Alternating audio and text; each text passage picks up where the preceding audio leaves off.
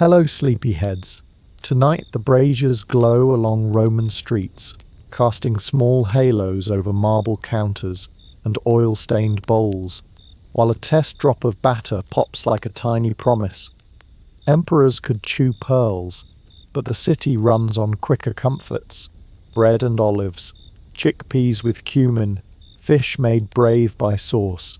If these gentle histories ease the night, a soft like or small subscribe is enough, a quiet nod that carries in the late hours.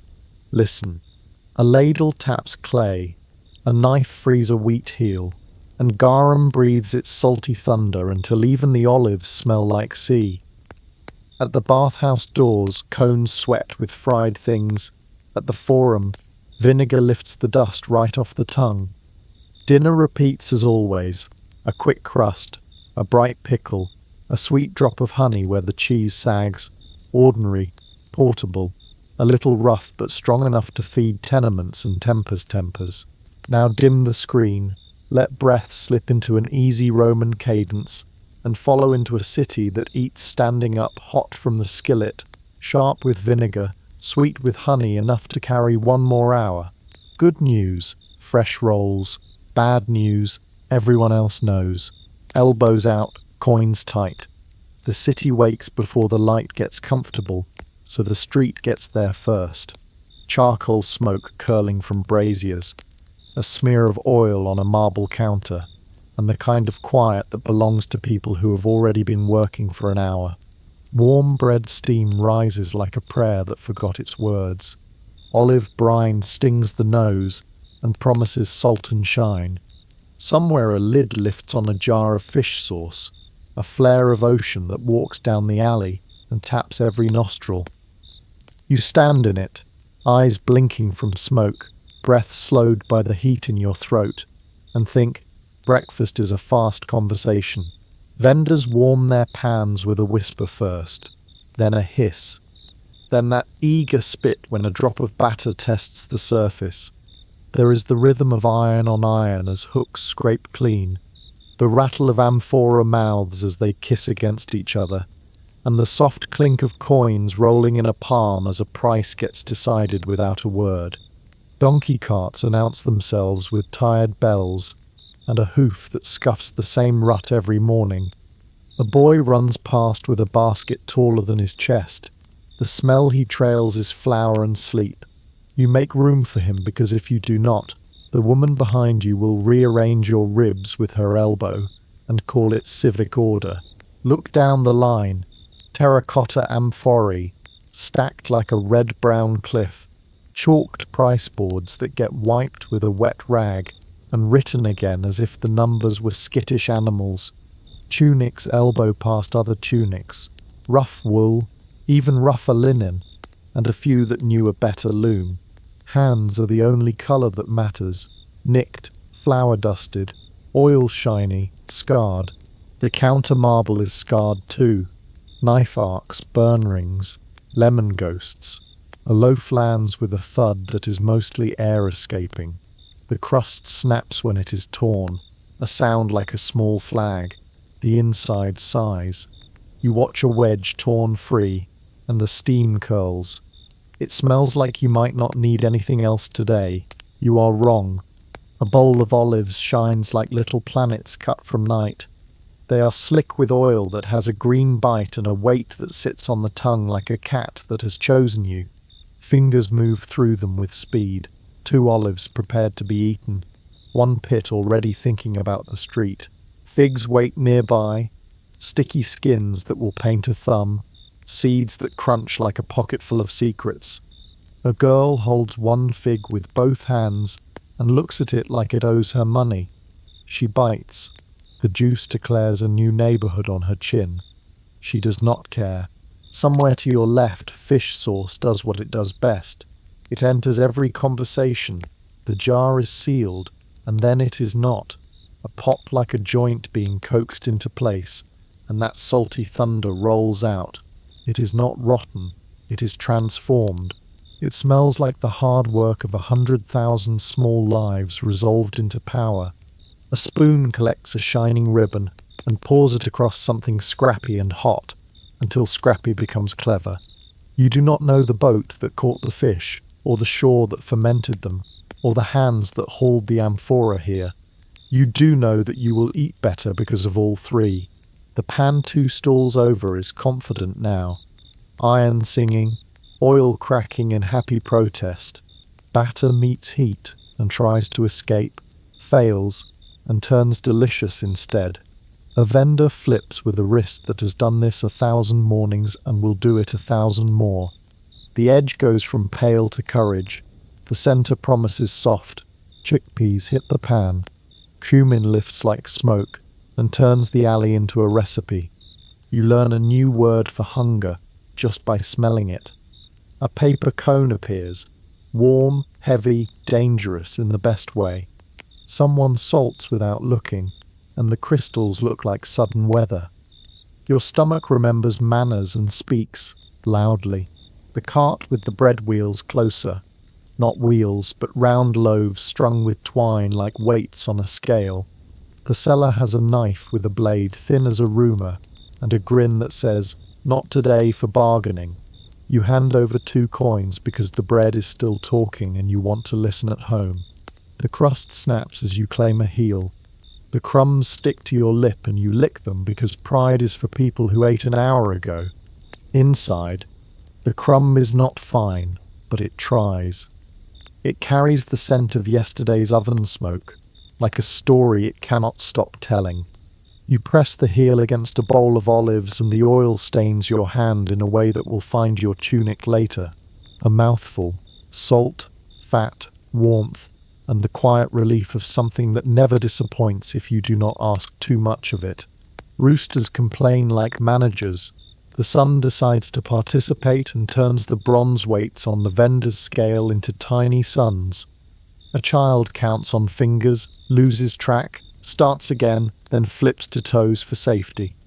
Behind the counter, a man taps a coin on stone 3 times before he puts it away. Habit, luck, inventory, superstition. In a doorway, a woman smacks dust off a mat, and the dust becomes breakfast for someone who prefers vinegar to water. A jug tips, red wine, half-watered, whispers mulled spices that have not yet arrived. Later, they will heat it until it says yes to every mouth in line. A donkey stops dead. The sound a blunt punctuation. Its driver hums a tune that only people who walk and work at the same time know. An argument starts about the price of figs, but it fizzles because someone brings out a tray of warm cheese and the smell suggests compromise. A man with a scar across his chin eats olives and reads a chalked tally as if it were poetry. A woman with a baby strapped to her chest hands the baby a crust, and the baby gnaws with triumphant ignorance. A pickpocket looks at all this and considers better employment. The city is a stomach that also votes. Food is not decoration here, it is infrastructure. Bakers are civic engineers.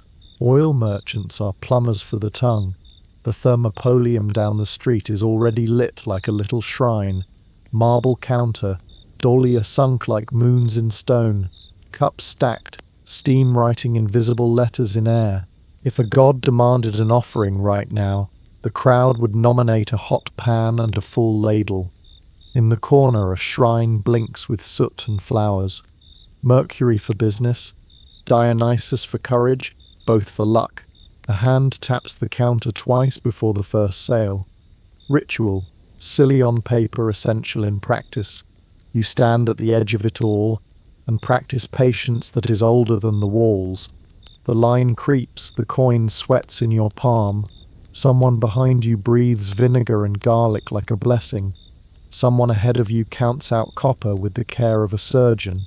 A cat threads the queue and walks away with a stolen sardine skin like a saint with a relic. The morning is now officially noisy. This is the good part. At last, your turn. The vendor looks at your face for a heartbeat and knows what to offer. A heel that just cracked. An olive that glistens like it missed you. A spoon's worth of something that smells like the sea after thunder. You nod. He nods. The exchange happens the way rain happens. Simple physics, common need. The first bite is not fancy. It is fuel flecked with joy. Your shoulders relax because the day can start now. Warm bread steam in your nose, olive brine on your tongue, fish sauce flare in the air, charcoal heat at your cheeks, the sound of a pan that refuses to calm down, the clink of a coin that says, tomorrow, again. The line loosens, and the street carries you forward. Bread in one hand, a cone of something hot in the other, and the day nudging from the shoulder like a colleague with opinions. Breakfast is a negotiation with a bread heel and a promise of lunch. A quiet bargain struck while feet keep moving and the sun tests the edges of the roofs. Vinegar splashes over a handful of greens and opens the nose with a bright sting. Then garlic settles on fingers like a signature that will follow into noon, no matter how many times the hands meet the fountain. The bread is coarse where it matters, a crumb that sheds, a crust that argues, and every bite leaving a few souvenirs down the front, like confetti for nobody's festival. Somewhere under a molar, an olive pit waits with the threat of crunch, so the tongue does the small work of searching before the teeth commit. It is a dance as old as this street. A knife lifts soft cheese and smears it onto the bread's torn face, and the soft gives up its shape just enough to fill the holes time left in the crumb. The counter at the corner is marble with jars sunk into it, round mouths holding heat and smell, a small planetarium of breakfast ready to be scooped and handed off without ceremony. Ladles strike the lips of the dahlia with a hollow ring and a wet echo, and each strike is a small announcement. Something hot, something ready, something that wants to be carried away at once.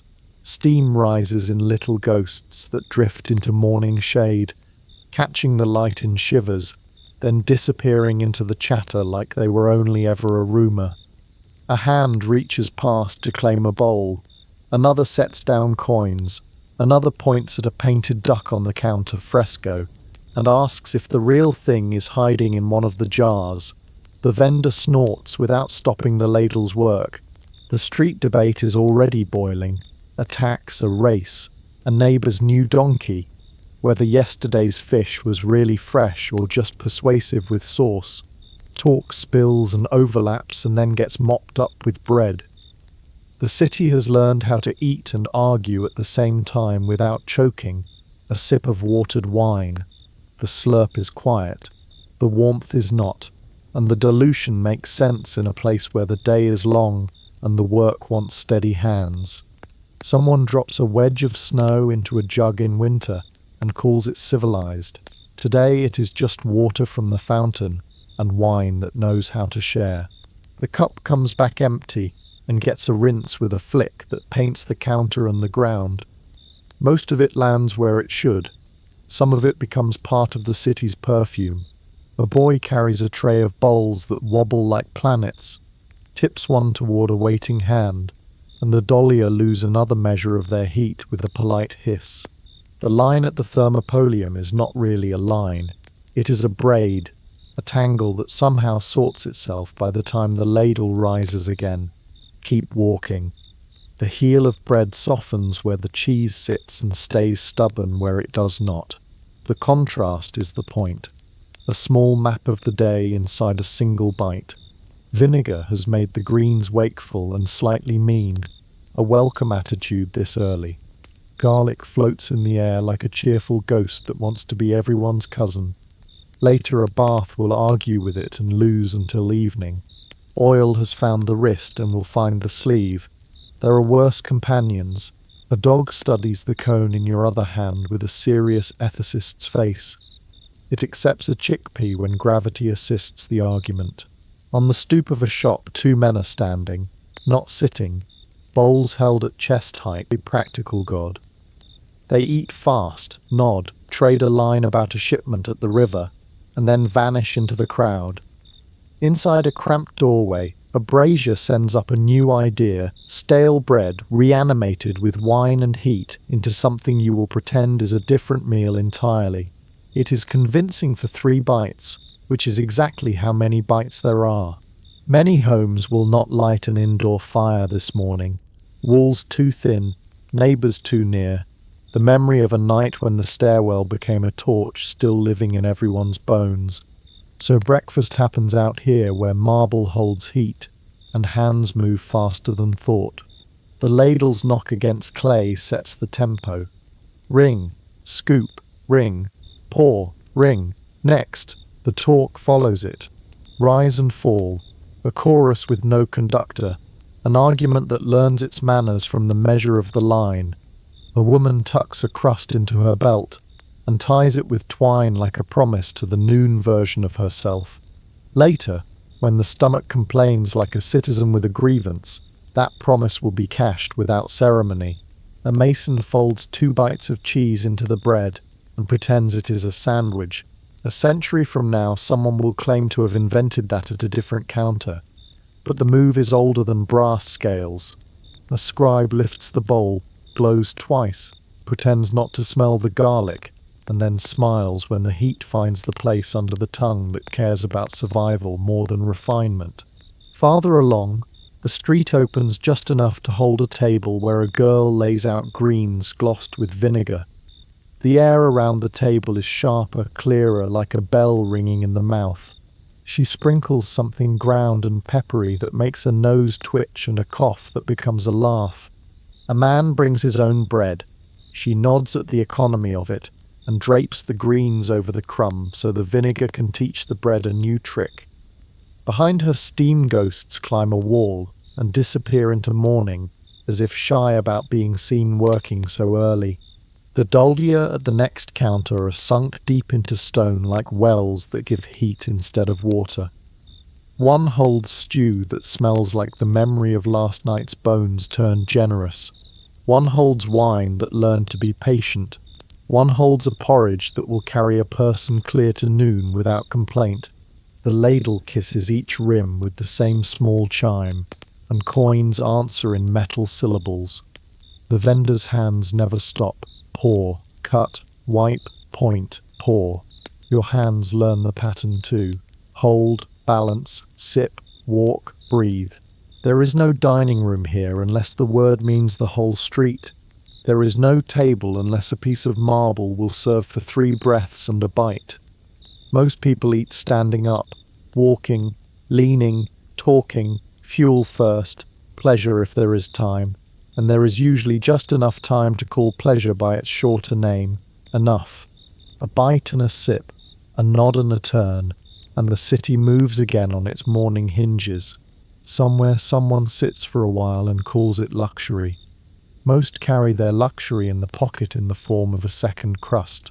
By the time the sun clears the rooftops, the garlic on your fingers has become a mood, and the vinegar in your chest has become a plan. The heel is smaller now, the cone is light, the cup is empty, and the promise of lunch feels like a secret handshake with your future self. The ladles keep ringing, the steam keeps writing its short stories in the shade, the street keeps debating things that will not be solved before noon, and do not need to be. Breakfast did not ask for a chair, it asked for a hand, a pocket, a mouth, and a path. The city provided. The foot traffic thins and the rhythm shifts from carry and sip to chew and work. The cup is empty, the cone is gone, and the last vinegar brightness is a memory on the tongue that will keep the mouth honest until noon. Hunger is democratic, toppings are not. The same street will serve everyone, but not the same way. Class decides the garnish, the grain, and the silence that follows the bite. Down by the mill where sacks beat dust out of the air, a slave leans on a wall and opens breakfast like a problem set to be solved without tools. Barley loaves dense as roof tiles, a rectangle that sits heavy in the hand and heavier in the belly, once the jaw has done its duty. The first bite is work, the crust argues, the crumb gives up slowly, and the tongue urges patience while the teeth make their case. Bean mash does the brightening. Earthy as turned soil, salted sharp to wake the back of the mouth, and borrow a little water from the eyes for lubrication. The mash slicks the coarse bread and finds the cracks. making each mouthful less about courage and more about mechanics. A swallow, another, and then the quiet recognition that this will carry a body through the hours where bodies are tools. The sound here is not music but clatter, pestles thudding, chords creaking, a foreman's voice slicing the air into usable pieces. No one lingers. The echo bounces off stone and comes back with dust on it. To the east, at the edge of a camp or a city barracks, another breakfast performs the same job with different methods. Hardtack that bites back and expects respect. A square that threatens the molars and wins unless it is softened with water or wine. The soldier cracks it against a bowl, listens to the satisfying complaint, and grins because the ritual is half the meal. Pork ration glows with rendered fat, the shine promising salt, and a quick path to energy. A knife saws a strip, the teeth finish the work, and the salt crosses the tongue like a victorious legion. Cheese edges in, serious and simple, a wedge that steadies the rest and reminds the mouth that life has textures besides dry and sharp.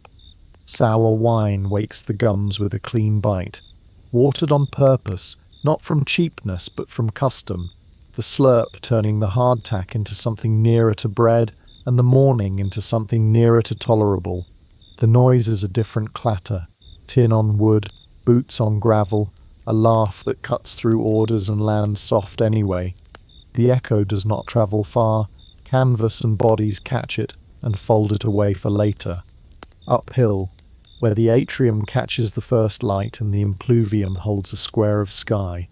A senator's morning looks familiar if the eyes are soft and foreign, if they are not.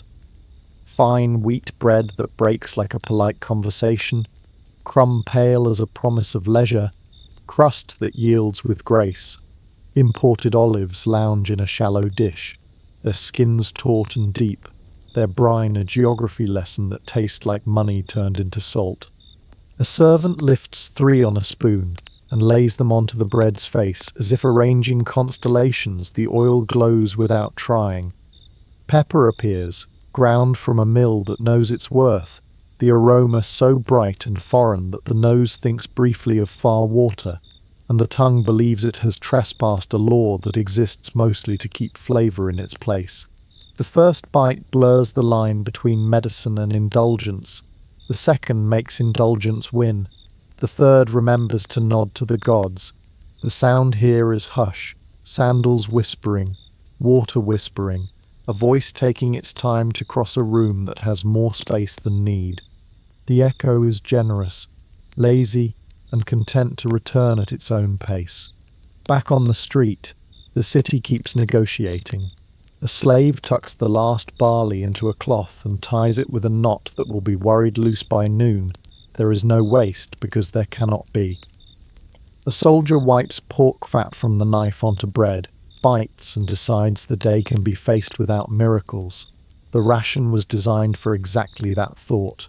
A senator dabs oil from a lip with a linen square that cost a week of someone else's life, then asks for pepper again. Scarcity is a flavor too if a person can afford it. The same olive tree may have given fruit to all 3 tables if the merchant's route was clever. The pits will end in 3 different gutters. Smell ties them together and separates them. The mill district smells like barley sweat and salt that has worked for its wage. The barracks smells like leather, iron, pork and vinegar that nobody complains about because complaining is an expensive hobby.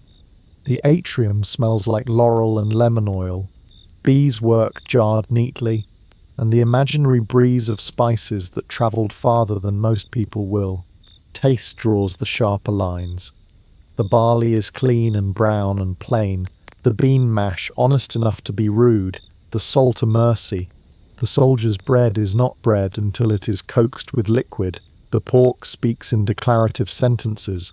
The wine finishes them with a sour period. The senator's plate is a thesis on privilege written in white flour and ground pepper and served with a comment about the weather. Listen again.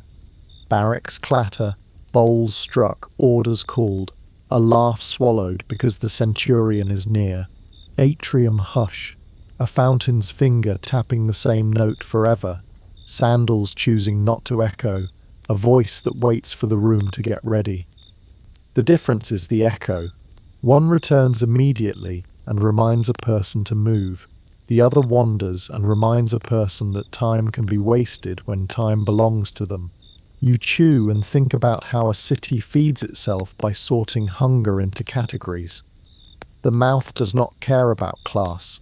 The stomach is a citizen of a republic with one law: fill me. But hands bring different answers to the same question. Some answers are heavy and brown and meant for long labor. Some answers are salted fat and discipline wrapped in discipline. Some answers are pale and perfumed and sprinkled with distance ground fine. Hunger is democratic. Toppings are not. By noon, the promise of lunch will be collected by everyone who made a promise at dawn. A slave will soften the last crust in stew steam and call it kindness. A soldier will trade a joke for a dried fig and call it pay. A senator will taste pepper and pretend it is thought. The city will call it Tuesday and open the jars again. The morning loosens its grip, and the pans start speaking in a brighter register. Oil talks in pops, and the answer is coins sliding across marble with the confidence of a habit learned young. The counters glow with heat pooled in sunken jars, and the vendors move like conductors. Ladle, flip, pinch, pour, nod, next. Rome loves a pan, fried, stuffed, sizzling, fast enough to eat standing, and bold enough to make the nose decide before the mind catches up. Start with the thing that makes eyebrows rise. A little animal that rich hands once treated like a showy secret. Now a whisper passed along the line as if a plate of gossip arrived hot. Stuffed dormice, a theatre in miniature. Spice pricks the air, honey throws a shine, and under the tooth there is a crackle that feels more daring than it is, because moral qualms are sold separately, and often not at this stall. The filling is a crowded room, minced pork for weight, crushed nuts for warmth, black pepper for a hiss, and a spoon of liquorman so the whole thing learns to speak fluent savour before it reaches the tongue. They once fattened the creatures in clay glararia like miserly treasure chests, a detail that tells more truth about status than any speech delivered in an atrium ever did. Here the glaze turns amber in the heat, and the smell leans forward with honey and pepper, until even the skeptical make space for one bite that becomes two. Slide left and the pan says fish, in the language of blister and shatter. Small bodies kissed by oil until the skin turns glassy, then salted into bravery and slipped onto a plate that leaves the fingers shining. Garum does the rest, a spoon's ribbon that smells like the sea after it has worked all day, poured with restraint that does not look like restraint until after the swallow. Someone crushes lemon-like herbs between a forefinger and thumb, and releases a small green breeze that lifts the fry out of heaviness and into grin territory. The first bite fractures under the teeth, and the second cleans the palate with heat and acid, leaving behind a persuasive argument for standing right where the steam is and not moving until the paper empties. A few steps on, a pan that smells like kindness had a clever idea and invited cheese to sit at the center of it. A letter dulcia is a trick with a soft heart, a curd soft middle, an edge that crisps into a delicate fence, and a honey drip that strings from pan to plate like a golden stitch sewing heat to sweet. Pepper sometimes lands on top because Romans like their sugar to argue back a little, and the result is a mouthful that moves from floral to warm to almost sharp before it settles into satisfaction. The spatula's lift leaves a brief empty circle where the batter was, a ghost that the next pour will fill before the steam can tell anyone it was lonely. A person with sense eats this too fast, then learns not to make that mistake tomorrow, and makes it anyway. Then the cone, warm brown, humming with cumin, and the kind of salt that sparkles like tiny lightning on the tongue. Chickpeas tumble into paper that sweats a little at the corners, and then they settle into a pocket of heat that wants to be shared and will not be. The cumin smoke rises in a line so straight it could be a ruler, and the first crunch is a negotiation between crisp shell, soft middle, and the memory of the pan translated into spice. Fingers become proof of purchase. Oil, salt, a smudge of color, and the knowledge that a second cone would be both unnecessary and wise. Someone adds rosemary or mint, and the smell changes keys for a moment, then slides back into the warm register where cumin keeps time. All of this happens at arm's length, under painted ducks and geese and fish that double as menus and bragging rights. The frescoes promise, and the jars deliver, which is the only advertising that matters when the line can see the ladle working. Oil splutters and settles, a melody in small pops, and the vendor's hand learns every heat by sound because the ears can feel the difference between not yet and now. The coins answering crisp notes, tin and bronze, and sometimes a higher ring, each one buying 10 breaths of steam and a mouthful that forgets to be polite. If a person wanted silence, this would not be the place. Even the quiet bites crunch, and even the gentle dishes throw fragrance like a wave. The pan is democracy of method and monarchy of taste. Whatever drops in must obey oil and time, and what climbs out is either glorious or still learning how to be.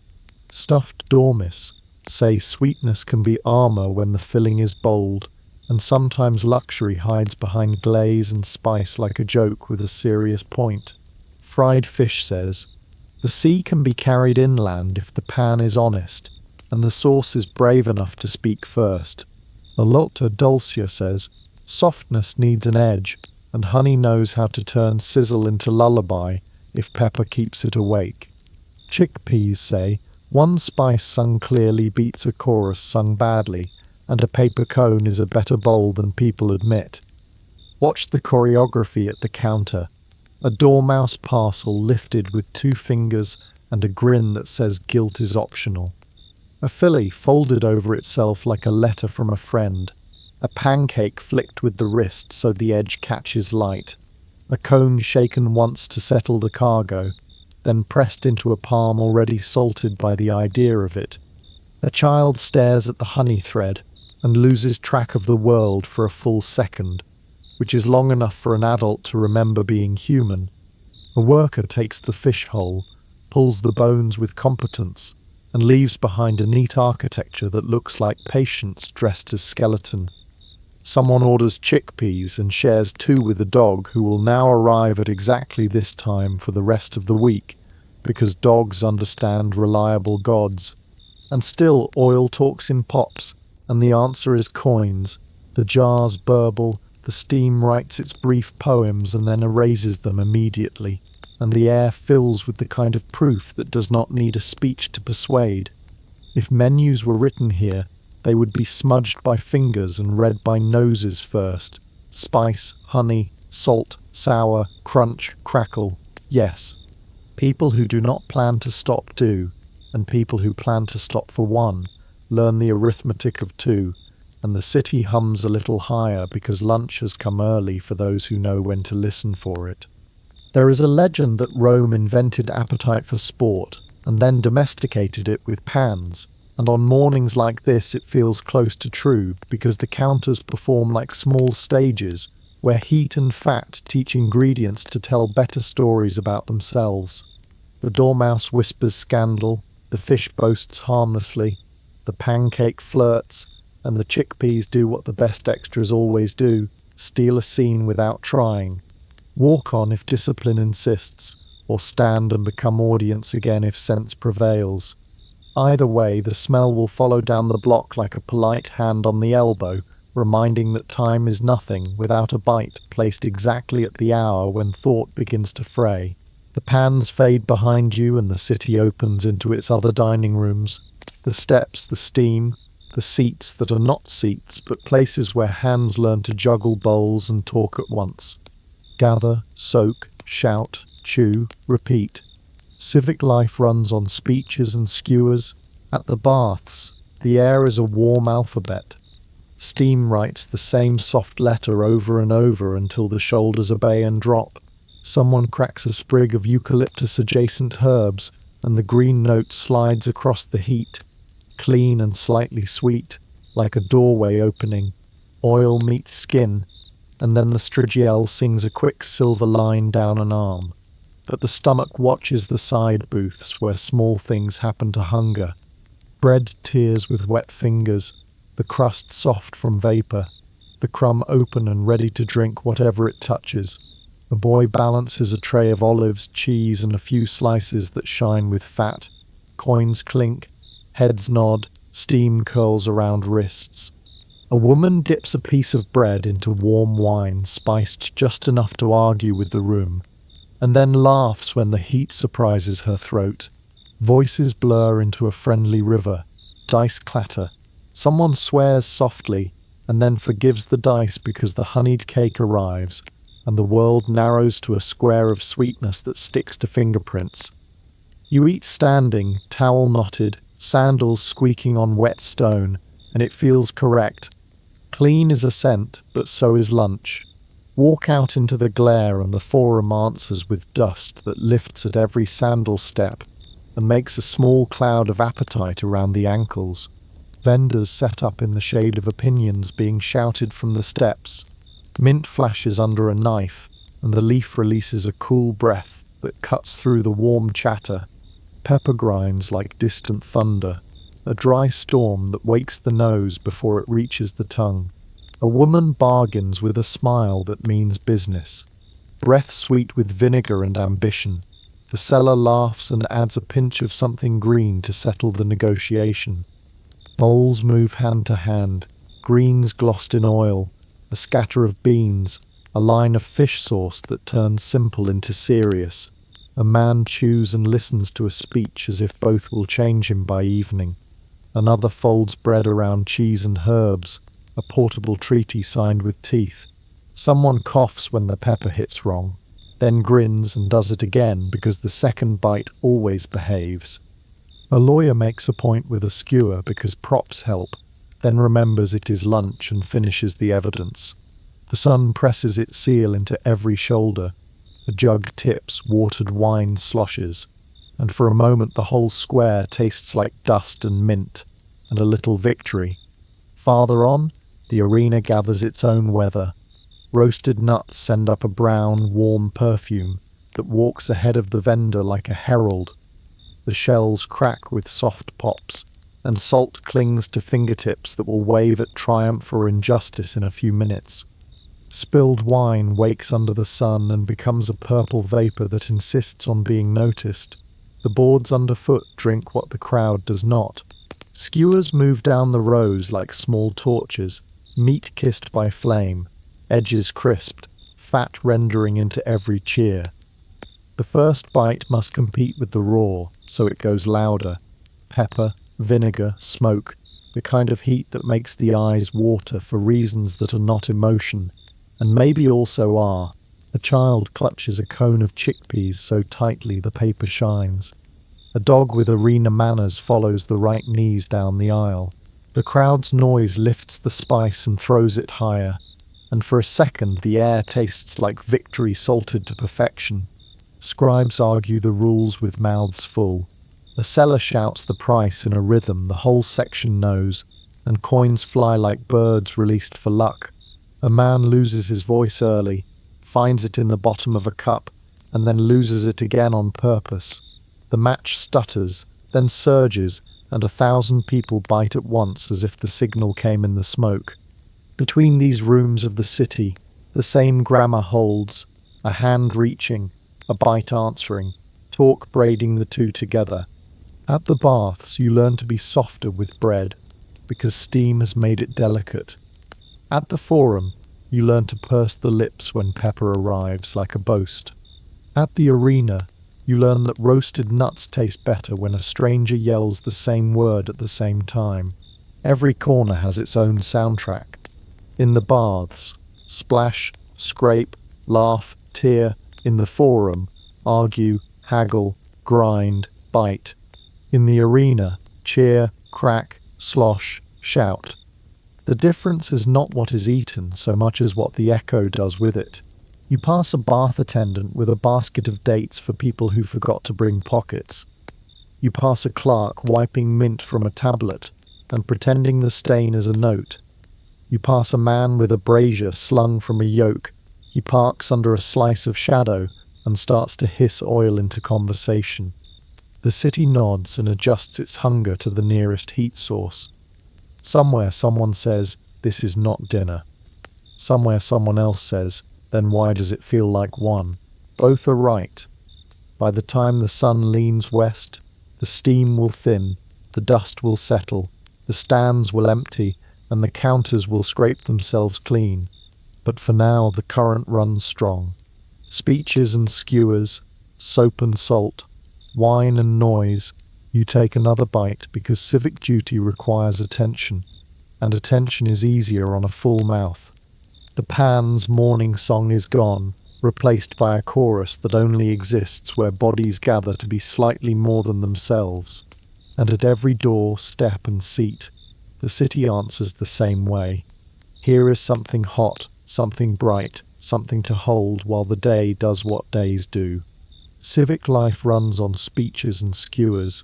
Watch the ladle tip, and the small miracle that follows. Garum over everything. Not a flood, a ribbon. Ocean funk turned velvet. The first breath says harbour, and sun, and work. The second says depth and calm. And yes, a spoon of the stuff takes tired fish from maybe to more, stale bread from sorry to savoury, vegetables from virtue to victory. It reaches into the little cracks that time put in texture and fills them with confidence. The nose begins suspicious, then becomes a convert. The vicious, then becomes a convert. The tongue knew all along. Vendors measure by sound as much as sight. The splash should whisper, not shout, because too loud tells a story about panic, and panic tastes like waste. A good garum pour is a sentence with punctuation. Savour first, salt after, finish on a soft low tide. And when the morning has been too long or the jar's too honest, vinegar spritz, the reset button, the reset button. A flick from the wrist, a rain fine enough to pearl on a crust and disappear into greens, and suddenly the word fresh feels accurate, even when it is technically an illusion. Vinegar lifts the dust right off the tongue, polishes yesterday off the edge of a fish, and straightens the spine of beans that had begun to slump toward afternoon. The vendor knows exactly where to aim. Over the bread's open crumb so it drinks. Over the chickpeas so the salt wakes up. Over the pan just before the turn so the steam carries the sharp into the soft. It is not deceit, it is maintenance. The city runs long hours. Flavors need help keeping pace. Pepper and coriander arrive like a two-person street performance. Pepper with its clean sting that numbs doubt at the rim of the lips. Coriander with its citrus whisper that convinces the brain it just saw a green field. Together they do what late morning requires, call the next bite forward. Pepper makes the mouth bold enough to forgive any small lie that heat told on texture. Coriander offers light and brightness where oil wanted to be heavy. Hands move quicker when these jars come open. A cough turns to a laugh. A second skewer becomes reasonable. The line shortens and lengthens at once because people leave smiling and return because pleasure made a good point. Then there is the oil top-off, the small crown placed on almost everything. A shine equals trust until it doesn't. The vendor reads the room and the weather and the hour. A thread of oil at the end tells the eye the pan was generous, tells the nose the press was recent, tells the fingers to expect a certain friendly weight. Too much, and it reads as apology. Too little, and it reads as stingy. Just right, and the surface looks like a promise kept. Some stalls keep a flask warmer than the rest, so the oil lands and blooms instead of sitting like a stranger. Some keep it cool for salads that already carry their own heat from the crowd. The trick is knowing which one the next hand needs. You see other small magics that only look like cheating from far away. heat management by ear. A pan that sounds sleepy gets a moment of breath.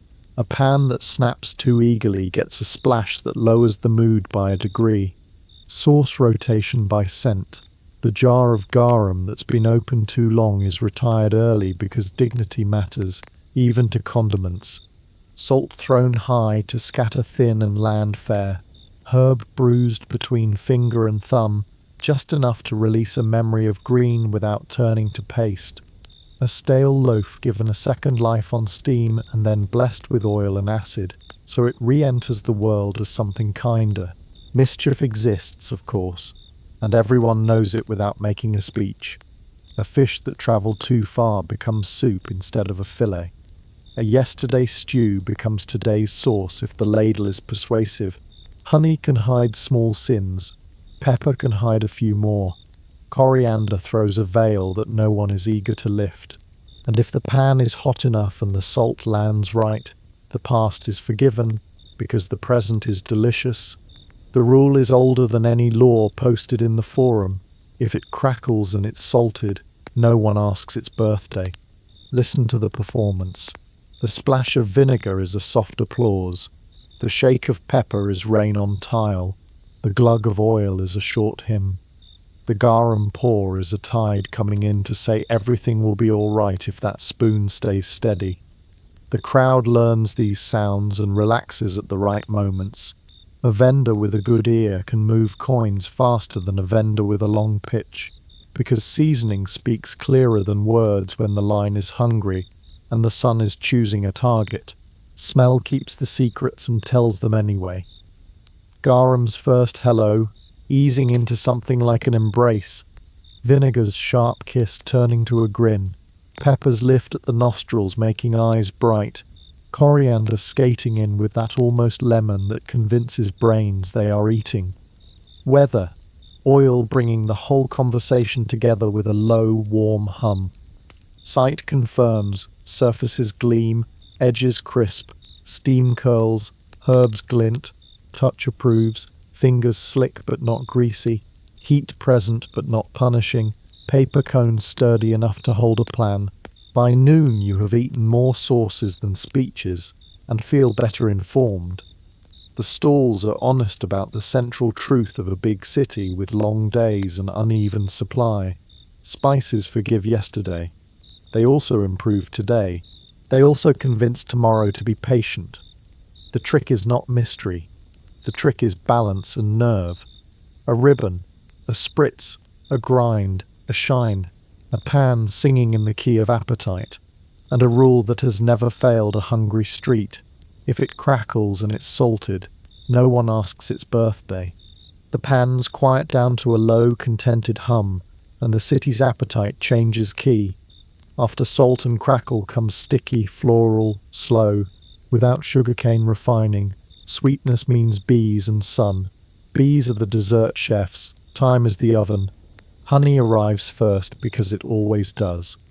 A tray passes with cakes the colour of late afternoon. Floral sugar caught in grain. Sesame scattered on top to snap under tooth. The smell is warm and meadow sweet, like someone opened a door onto summer and asked it to behave. Fingers lacquer as soon as the edge is touched.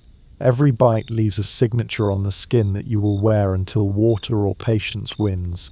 Some cakes are simple and flat, meant to please gods and people in equal measure. Others are thicker, the kind that hold pepper and nuts in their crumb, the way a story holds surprises in its middle. A seller lifts one by its corner, and honey strings off the edge like a golden thread being pulled from a spool.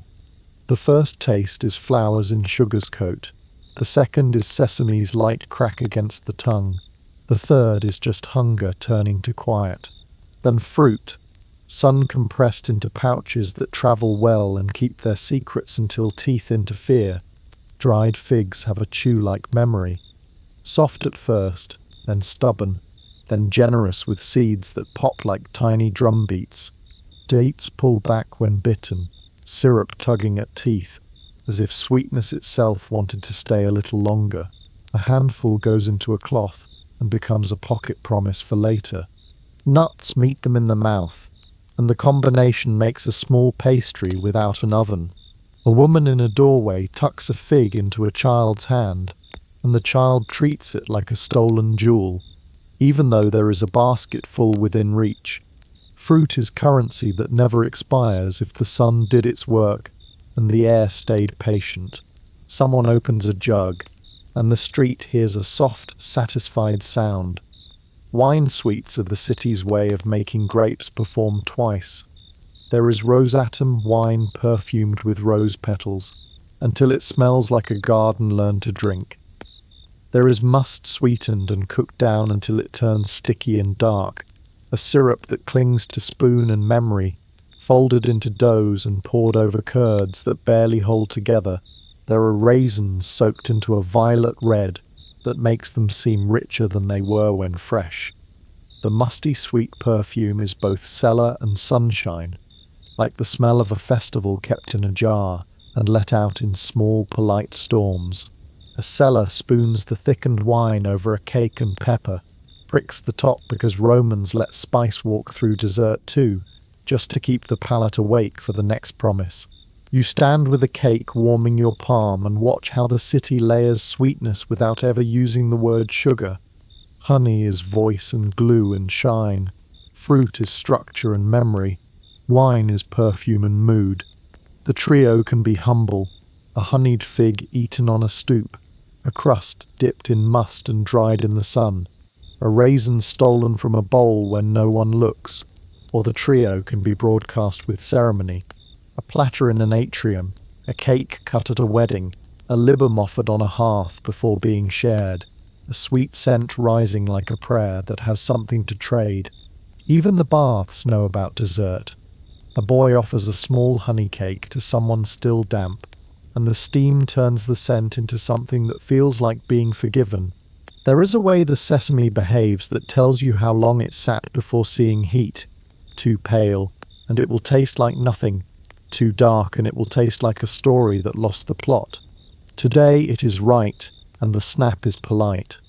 The cake under it holds pepper, the way a joke holds truth, quietly but unmistakably.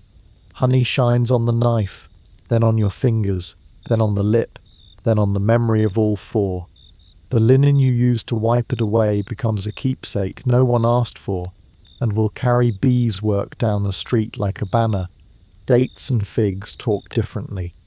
A fig offers seeds as punctuation, small crunches that keep the chew from becoming a trance. A date offers caramel shadows that make even plain bread feel like a kind decision. When stuffed with nuts and a hush of pepper, and then glazed with honey, dates stop pretending to be fruit and become candy that knows more about your childhood than you do. A woman sells them by the dozen and pretends not to notice the extra one. Placed carefully, wine does two jobs without boasting. Warmed with herbs and poured around bowls, it turns the air into a soft chorus. Reduced and thickened, it becomes a ribbon that teaches dull things to shimmer. Raisin wine, rose wine, must cakes. The vocabulary is short and the expressions endless.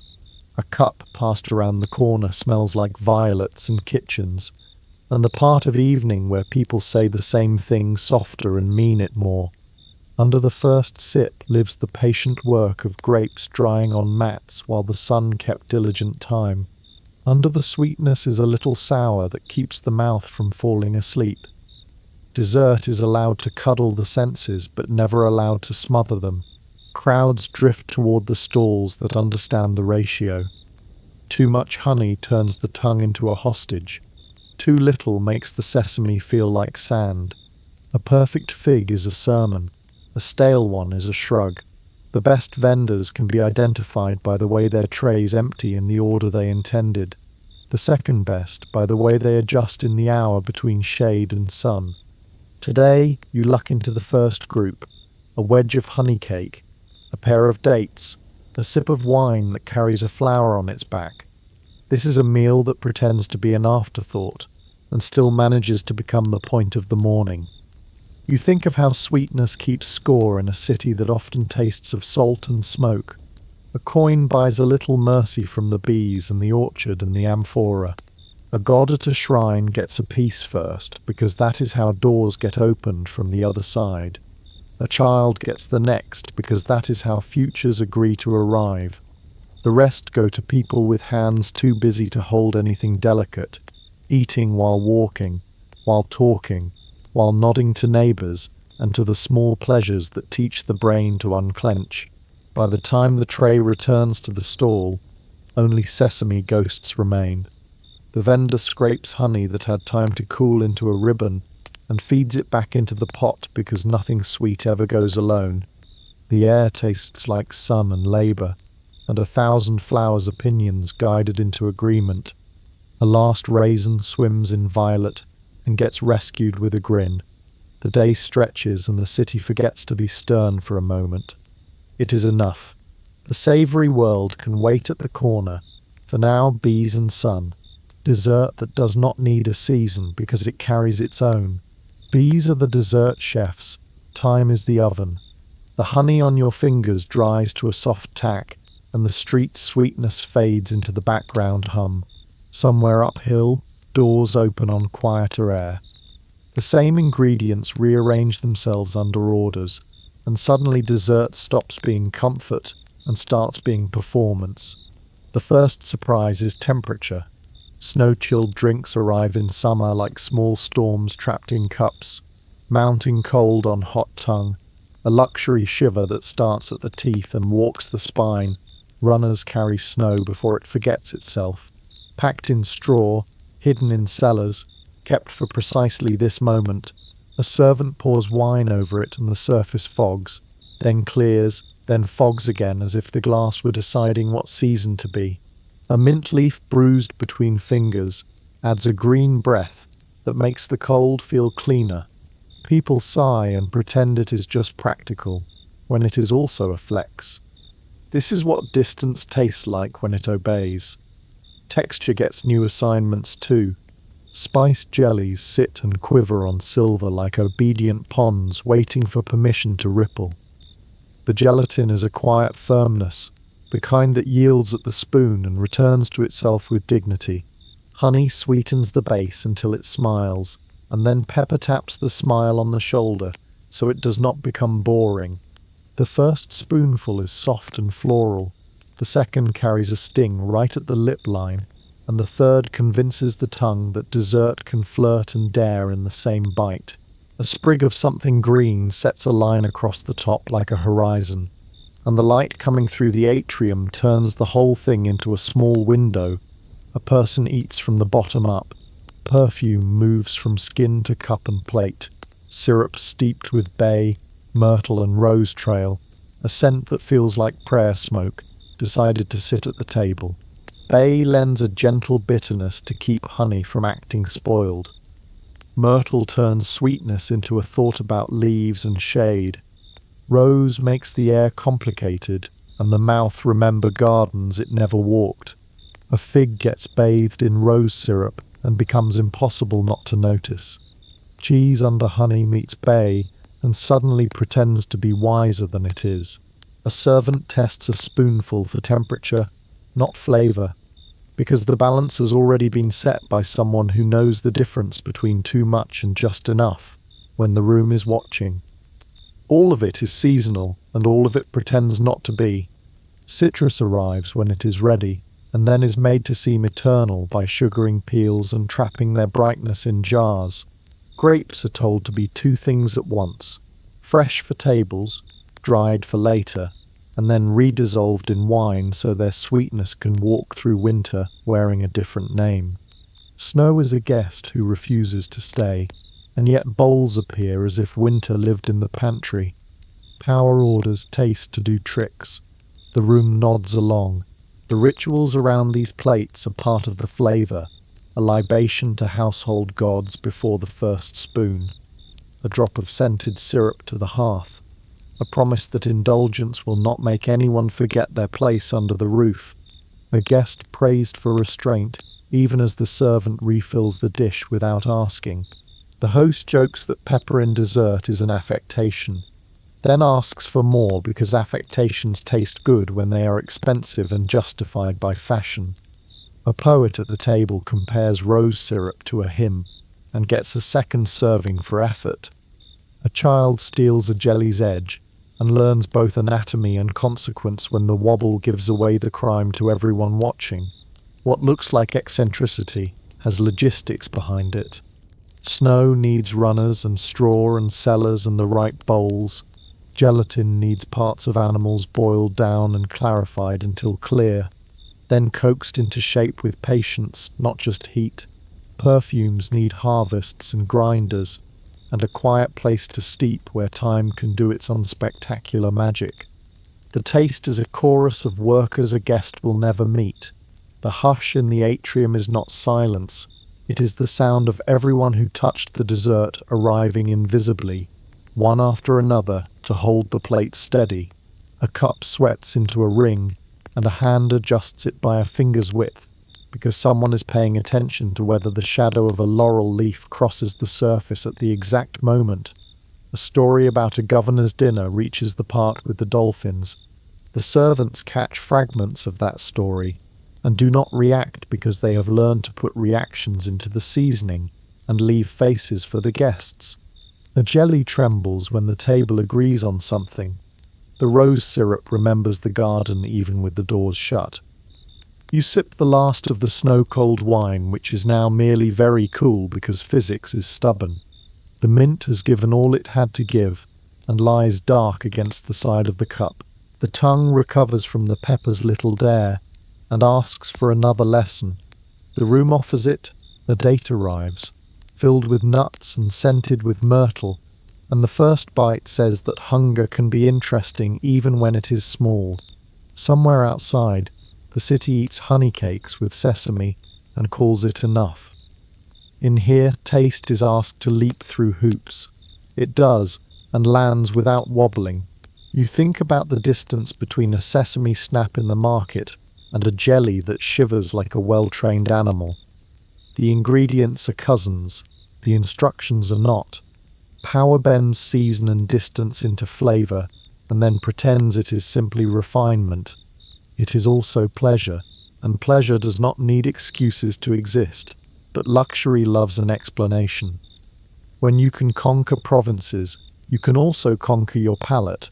The cup empties, the jelly sighs and yields. The perfume fades into the linen, the door opens to ordinary air, and the sweet part of the day returns to the street, softer, slower, still humming rose in the back of the throat. Festivals arrive with their own perfumes and textures, and Saturnalia is loudest among them. Garlands shake when laughter bumps the doorframe. Oil snaps in pans from first light, turning batter and dough into crunchy fritters that travel well in cold air and taste like permission to misbehave. A hand dusts sesame or poppy across the tops. Honey drips and freezes in the breeze into glassy edges that crack under teeth. Someone passes a plate and does not expect it back until it is empty. Someone else tucks a still warm fritter into a pocket, as if joy needed a spare. The mood is upside down on purpose. Gifts change hands, jokes change victims, and even the sweets carry pepper, reminding that Roman dessert Mulsum glows in cups, wine hit with honey and herbs so it drinks like a small fire with flowers in it. And the street finds a new rhythm for chewing and singing at the same time. Offerings give sweetness another job. Cakes are set on altars first, not last, because gratitude goes ahead like a scout. Liboma, small, cheese-soft, honey-glossed. A round that looks like a sun that decided to stay for dinner. Savalum, thicker, baked until the top turns patient and the inside hums like a quiet room.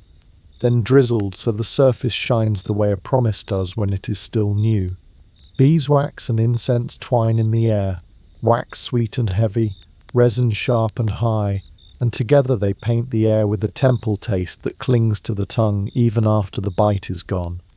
A priest breaks a piece from the edge and sets it aside, a portion for unseen guests. Then hands wait politely, then less politely, because the line between piety and appetite is thin, and the gods are generous. Children reach first because that looks better in every story. The year turns on harvest tables groaning with fruit that made it to the finish line. Grapes collapse into their own perfume and leave fingerprints on the wood. Figs grow a little more honest about sugar by the hour. Dates arrive like brown lanterns that light the inside of a mouth. Nuts crack and add their dry music. A jar of must stands open and dark, and spoons go in and come out slow, ribboned, the way rivers move in summer. The table is a map of where the sun paused longest, and each bite is a small way to agree that work was worth it. A neighbor arrives with a tray and a grin, and just like that, an alley becomes a feast because sweetness is the easiest way to turn strangers into a table. Wedding days use the same grammar. Mustaceum cut into shapes that mean luck and shared future. Honey brushed on thick so the first hours of marriage stick to memory and to the plate. A piece is fed hand to mouth while people cheer the way they would at an arena, if the outcome mattered more gently. The pepper in the crumb is a joke and a warning. Love, like dessert, should have heat or it will not last. Baby's first offerings taste like libum, small, soft, circular and kind. Funerals borrow sweetness too, in fewer words and with slower hands. A cake set down near a name gives comfort a shape and a weight. Someone says the honey helps the words travel farther. Even the ordinary days hide ritual, if watched closely. A housewife brushes honey over the last heel of bread and hands it to a neighbor who came with news and leaves with something better. A soldier tucks a date into his kit for the day he will need to remember a softer place. A vendor sets aside the prettiest fig for the shrine at the corner, because business runs on more than prices. Sweet things pass from hand to hand and tell everyone what day it is without numbers. On days with olives and anger, less. On days with garlands and trumpets, more. Smell writes the invitations. Festival honey is loud, spiced and public. It arrives at a distance and recruits. Altar honey is quiet, waxy and private. It sits low in the chest and asks for silence before asking for a bite. Harvest fruit is heady, almost fermented, like a living thing making one last argument to be noticed. Smoke from frying oil bends the nose toward whatever is allowed to be hot and crisp today. Fingers remember textures and keep the calendar honest. Fritter ridges that crack and then melt. Cake surfaces that spring back like they forgave the knife. Grape skins that burst and paint. The ear knows when the oil is ready for Saturnalia by the way it laughs in the pan. Higher, quicker, like excitement. You carry a small cone of sweet fritters through a street wearing greenery. Someone you do not know claps your shoulder and steals one. And the price of this theft is laughter, which is cheap today. You pass a shrine, and the smoke lifts sweet and sharp, and you break off a corner for the plate, because habit makes the world safer even when it is inconvenient. You turn a corner, and the harvest table appears as if the sun decided to build furniture. A grape fails a final test and becomes a drop on your wrist that you clean with your tongue and call grace. By evening, the calendar has turned another page. Honey hardens on the rim of a plate. Beeswax cools into a paler scent. Incense thins into memory. Children sleep with sesame under their nails. Neighbors remember each other's names a little better. The gods have been fed, and so has everyone else. A person could live on salt and survive. A city lives on sweetness and calls it belonging. Sweetness is a calendar you can taste. The sweet hum of festival air thins, and the city shifts back to its working voice. Footsteps, ladles, doors, the low music of supply meeting appetite in public. Portable food equals portable empire. A city that never cooks at home eats together in public. Look at the queues before dawn. Oil lamps mark the breakfast line like small planets strung along a dark street. Each flame is a place in line, a promise of bread that will crack and steam and quiet the early stomach growl. The lamps smoke a little where the wind thinks about waking, and the faces behind them wear the same expression. calculation about time and coin, trust in the bakery's discipline, the kind of patience that cities breed because cities feed.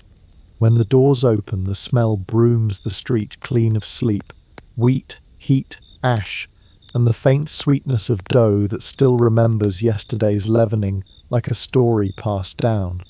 The line moves the way water moves when the gate lifts. Crust speaks in snaps. Coins answer in metal syllables. The queue will be here again tomorrow, and everyone knows it, which is comfort as much as routine.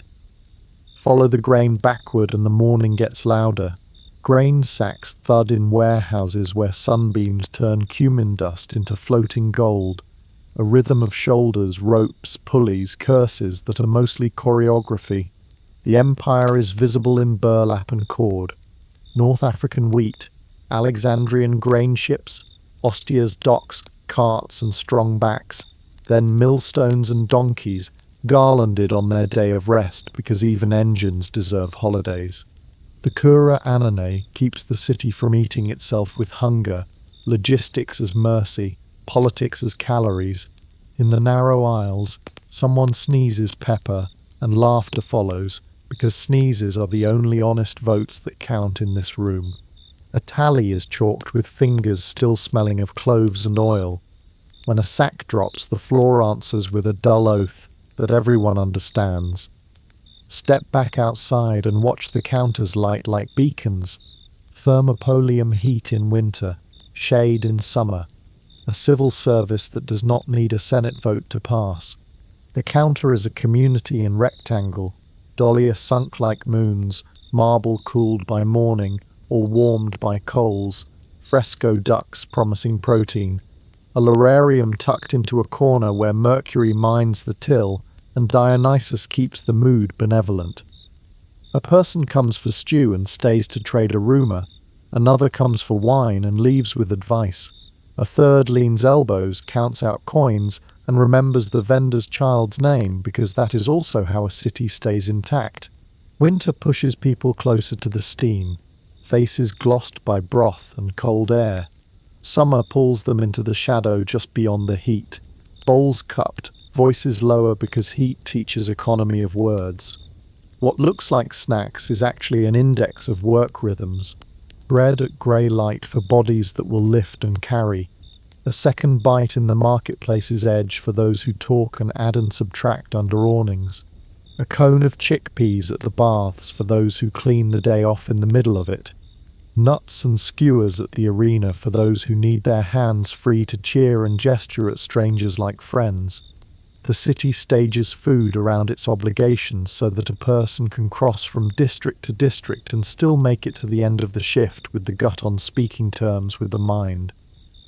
This is not decadence, it is choreography. Urban density writes the menu. Insulo do not want flames in the stairwells, and neighbours will not forgive smoke that chooses the wrong window. So kitchens shrink to braziers and sentiment. Dough is mixed at home, carried carefully to communal ovens, and baked where heat can be contained and shared. Lunch happens at counters because the counters are everywhere, and the hours are unforgiving. The more people in a block, the more jars sunk in marble nearby. The more voices, the more ladles keeping time with them. A city that never cooks at home eats together in public. Empire logistics appear in tiny ways on tongues. Pepper should not be here, and yet it is, biting expensive and precise at the edge of honey and meat, proof that coins can pull flavour across deserts faster than sandals can. Cumin dust floats in sunbeams to the same rhythm as grain from Africa grinding into Roman loaves. Evidence that one map of trade can season another. Olives debate provenance in oil lamps and on bread at breakfast. Wine debates season in cups mulled at the corner. A stew ladled in the Sabura might carry fish sauce that began as work on a coast 3 provinces away, turned to velvet in barrels, and became comfort in a bowl here by decision and habit. Logistics is not only ships and lists, it is garum in a mouth that has not seen the sea in months. Listen for how infrastructure sounds when it is hungry and when it is fed. Hungry when it is hungry, and when it is fed. Hungry sounds like feet at dawn outside a bakery, and silence after the snap of first crust. Fed sounds like the thermopolium at mid-morning, bowls scraping gently, spoons ringing Dahlia rims, a vendor's voice cutting through three conversations without breaking any. In warehouses, fed sounds like the creak of ropes that did not break under load, and the satisfied cough of dust settling. At the docks, fed sounds like the absence of panic. The sound most people remember is the small chorus of thanks given without words. Coins down, nods exchanged, heat shared, space made at the counter's edge for one more elbow. The counter as community has rules. Do not cut the line in a city that trusts lines more than oaths. Do not ask for credit unless the vendor knows the face. And even then, understand that trust is measured in ladlefuls, not speeches. Return bowls where they came from. Share the news that matters, and swallow the gossip that can spoil. Bless the shrine without being asked. The marble remembers hands, and the jars remember seasons, and the vendor remembers who prefers vinegar to pepper, and who brings a child on Thursdays. The city is a stomach and a memory at once. The counters keep both in working order. Stand at a crossroad and inventory what mouths reveal about everything else. Bread queues at dawn tell voting patterns without ballots. Who rises first, who can wait, who cannot afford to miss a delivery. Grain sacks in warehouses tell empire borders and which edges are burning. When cumin dust is scarce in the sunbeam, someone is arguing with a caravan far away. Thermopolium heat and shade tell weather and wages. The tighter the crowd in winter, the steeper the wood prices have been. The wider the shade in summer, the longer the harvest went long. A city can be read by its snacks the way a face can be read by its lines. By afternoon, the lamps are out, the queues have become errands, and the counters are on their third pot of whatever forgives a late lunch. Children learn coins on marble before they learn letters on wax. Old men teach benches how to sag correctly. Sailors leave wet footprints that dry into maps between stall and stall. If the empire disappeared tomorrow, the counters would hold the shape of it for a while. Jars from here and there, spices finding each other across languages, recipes that solved problems no decree could touch. Portable food equals portable empire, and both are only as strong as the hands that pass them along. A city that never cooks at home eats together in public. The counters and queues teach one lesson, and the magistrates learn it by heart. Keep grain moving and keep faces turned toward games. Feed bellies, quiet crowds. Peace tastes like wheat, salt, and distraction. Before sunrise, flour lives on everyone's clothes, even the people who sign edicts. Officials pass through granaries and come out with pale handprints on dark togas, trying not to look like bakers and failing, which is the point. Amphora wax pops in the cool of morning like applause rehearsing itself. A clerk scratches tallies with a stylus while a foreman shouts numbers that are less about math and more about confidence. Wheat from Africa, wheat from Egypt, wheat from Sicily. The city's nerves carried in sacks and stacked into calm. A seal breaks, a lid lifts, and the smell of dry grain breathes out like a blessing that cost ships and storms and promises. Downriver, cranes creak and ropes complain, and the Tiber receives what the sea delivered. Up the slope, the dole line forms, a human paragraph that the state reads every month to see how close the margins are. Tokens change hands. 5 measures for a household that learned every step of this dance years ago. The hush that falls when the first baskets fill is not piety, it is arithmetic. Bread for weeks if rationed, days if comfort wins. Even the loudest mouths soften for a heartbeat when wheat pours like a golden sentence finished at last.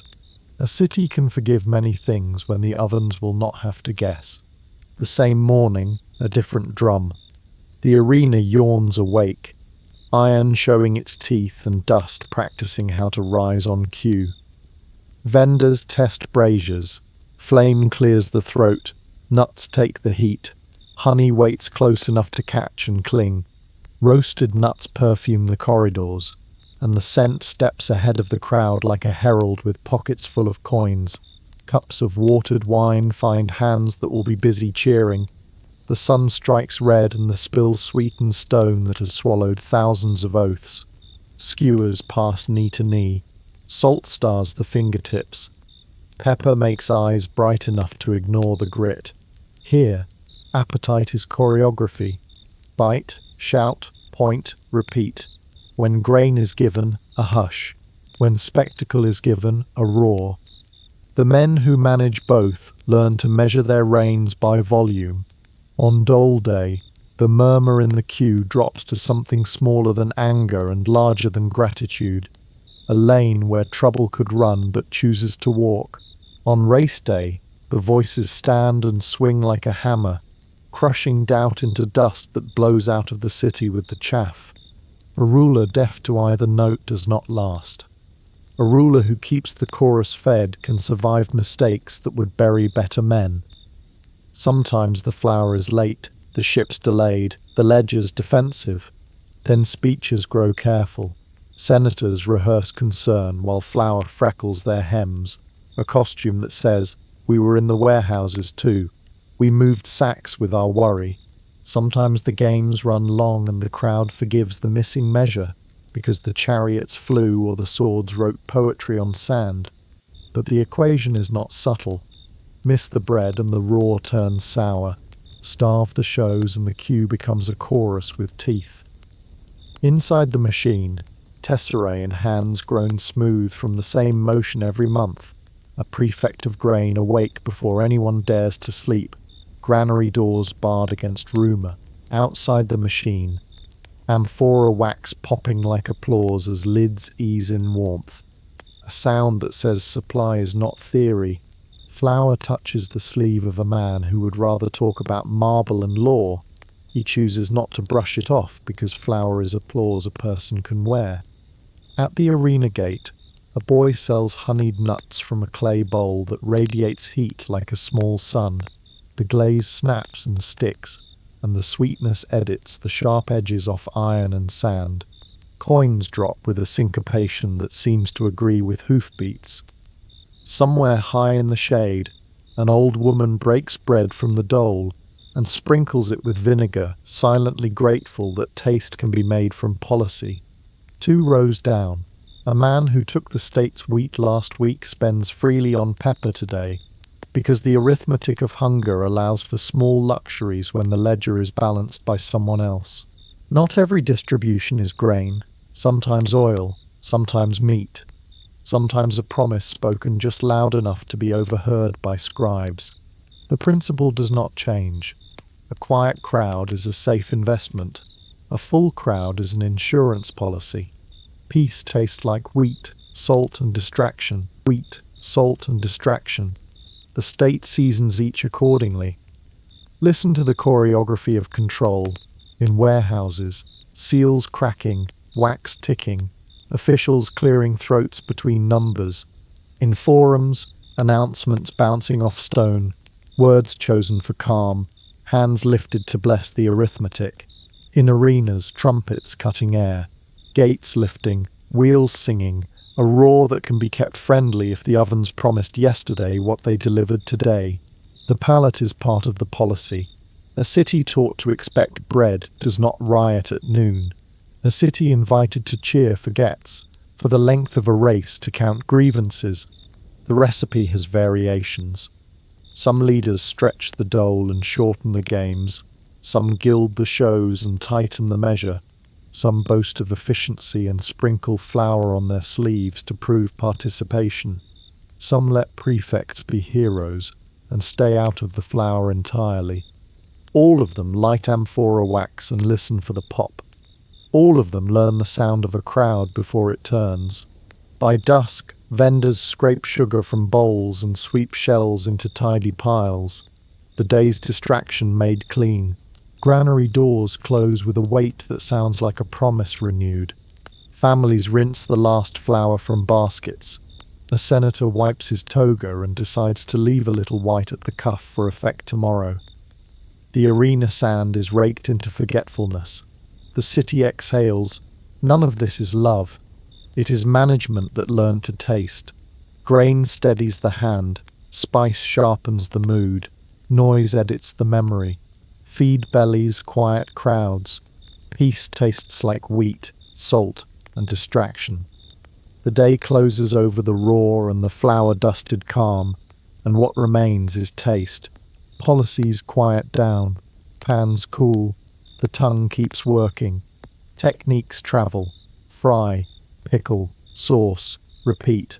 Empires fall. Snacks endure. Walk a modern market and watch the echoes line up like old friends pretending to meet for the first time. Chickpea fritters still hum with cumin and heat, honest as ever, born to be eaten from a bag while shoes keep moving.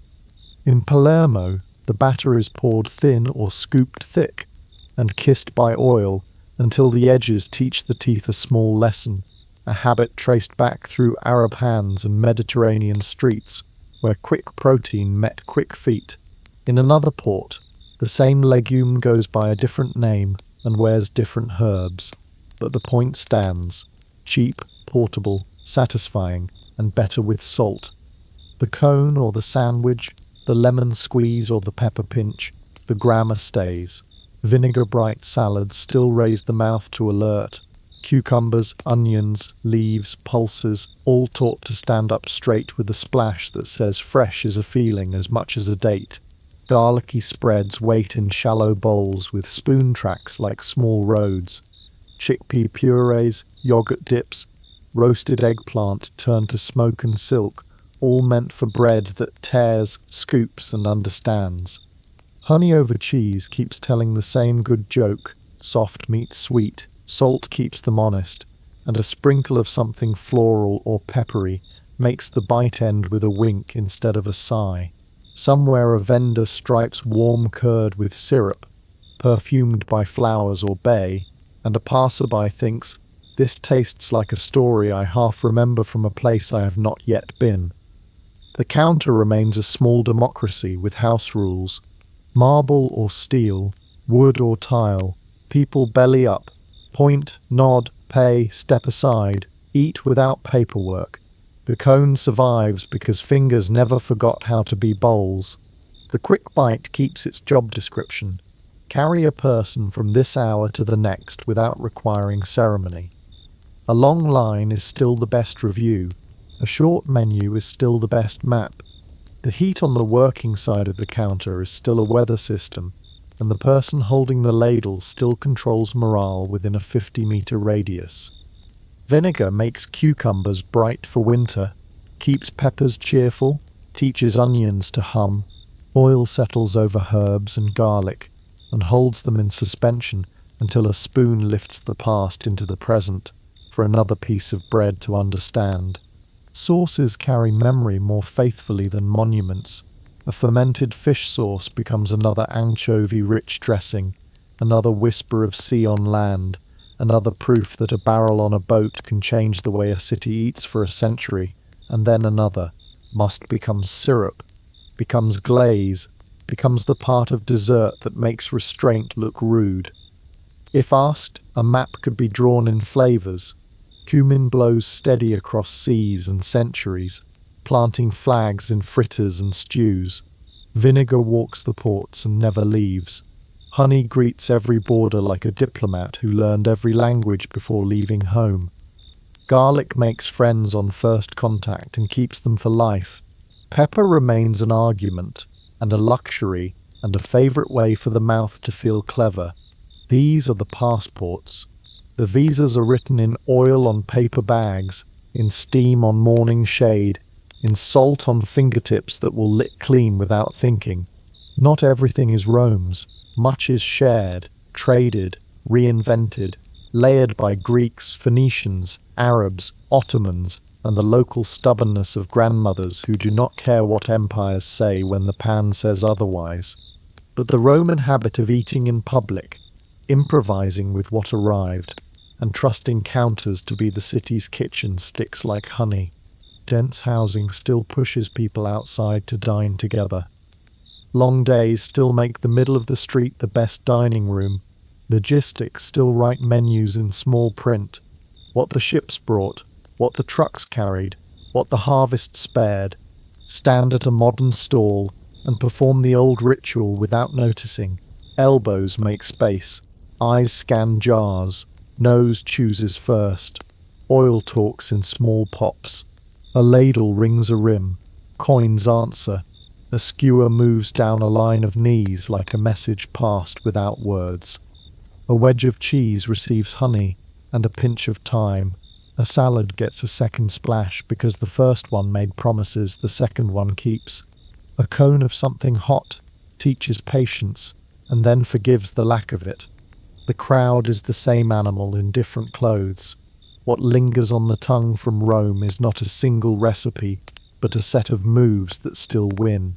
Fry what needs courage, pickle what needs time, sauce what needs company. Serve it fast and let the street decide if it was good. If it crackles and it is salted, no one asks its birthday. If it's bright with vinegar, no one asks who grew it. If it's draped in honey, no one asks the season. Technique keeps taste alive when empires have other worries. By now the pans have lowered their voices again. The market sweeps up its shells. The last cones become crumbs under shoes headed home. A vendor counts the day in empty jars and greasy paper and decides whether to dream about figs or oil. Somewhere a child falls asleep with cumin still warm on the breath. Somewhere a cat purrs like a small brazier. The city lets go. If these gentle histories helped the dark turn soft, breathe easy, dim the light. Let the street grow quiet behind the eyelids. Empires fall, snacks endure, and in the morning somewhere a counter will be waiting with heat and salt and a small promise that carries a person